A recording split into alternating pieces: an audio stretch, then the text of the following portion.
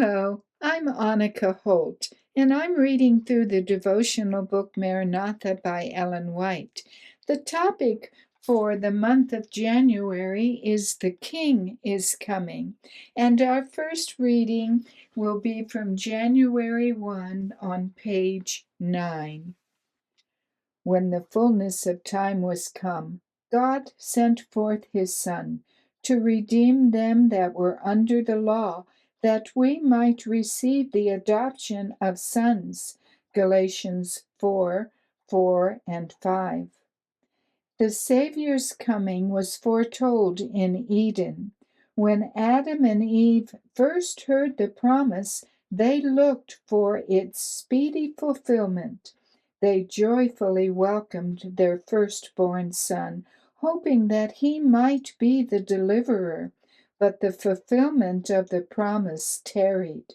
Those who first received it died without the sight. From the days of Enoch, the promise was repeated through patriarchs and prophets, keeping alive the hope of his appearing, and yet he came not.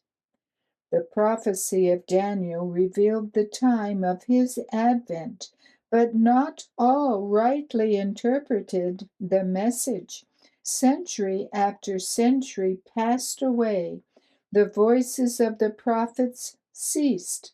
The hand of the oppressor was heavy upon Israel, and many were ready to exclaim, "The days are prolonged, and every vision faileth." Ezekiel 12:22. But like the stars in the vast circuit of their appointed path, God's purposes know no haste and no delay. Through the symbols of the great darkness and the smoking furnace, God had revealed to Abraham the bondage of Israel in Egypt, and had declared that the time of their sojourning should be 400 years. Afterward, he said, shall they come out with great substance.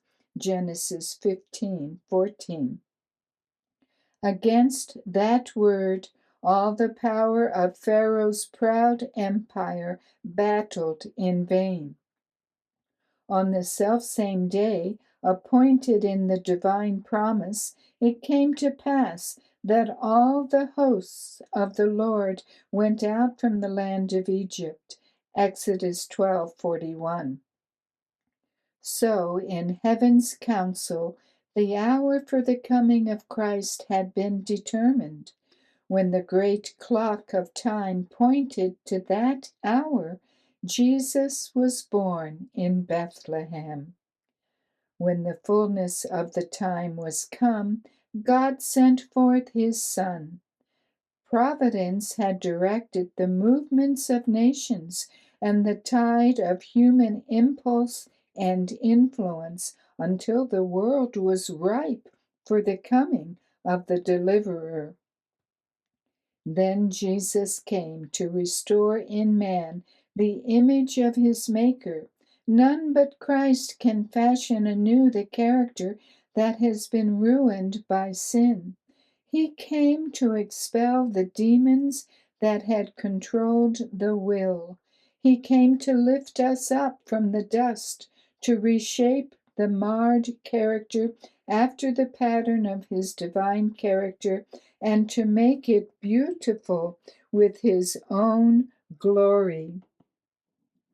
We hope you will return tomorrow for our next devotional message taken from the book Maranatha, entitled The Lesson of Bethlehem.